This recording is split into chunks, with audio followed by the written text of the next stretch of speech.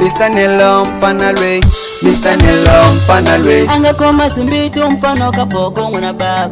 Ala ni titabuya baba luna, titabuya baba luna. Popo watwa nikuteka nikunyika watwa on the best. Abantu bamisaba mwana mama no watiba abalungango. Abantu bamisaba mwana mama no watiba abalungango. Banga kukomba matinu bashega ukuranza mwana mama no kubebala kweta iwena. Banga komba matinu mwana mama no ukuranza mwana mama ni kubebala kweta iwena. Atakanga na wena mwana mama no akeka sunja sa wena siya jiletela mano yui. Atakanga na wena mwana mama no siya teka sunja sa wena siya jiletela mano yui. Nikombelo watela mwana mama ne, nikombelo watela sibido, nikombelo watela mwana mama ne, nikombelo watela sibido. Mwana mama ne, mina nishibonile kabangana bamena labaninga kula nabona.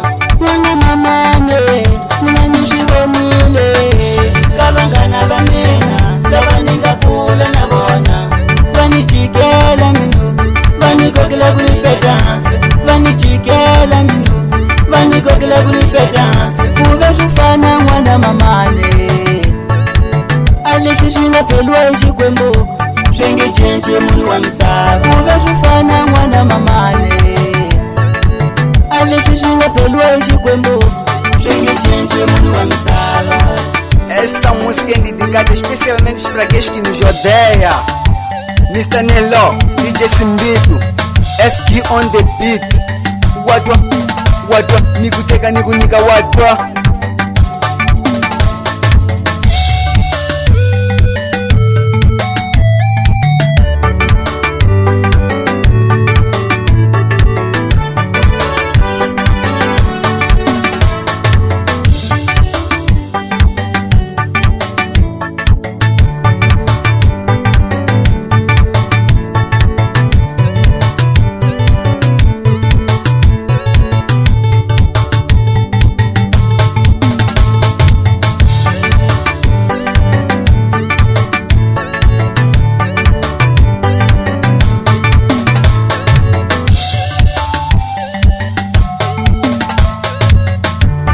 Kukomba matinu basheka ukuranza mwana mama no kubebala kweta iwena.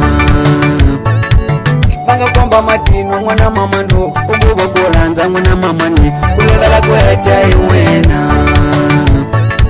Atakanga na wena mwana mama no akeka sunja sa wena siya jiletela mano yui. Atakanga na wena mwana mama no siya teka sunja sa wena siya jiletela mano yui. Nikombelo watela mwana mama ne, nikombelo watela sibido, nikombelo watela mwana mama ne, nikombelo watela sibido. Mwana mama ne, mina nishibonile kabangana bamena labaninga kula nabona. Mwana mama ne, mina nishibonile kabangana bamena labaninga kula nabona.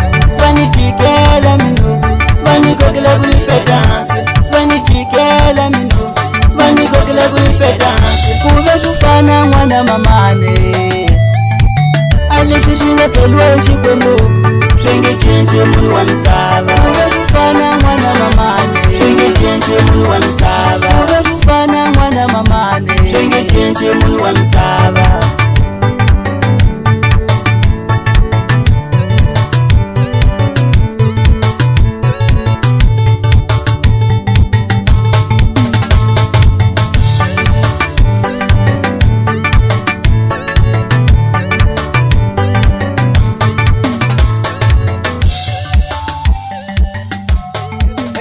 On the best Afrobeat News. Popo novidade.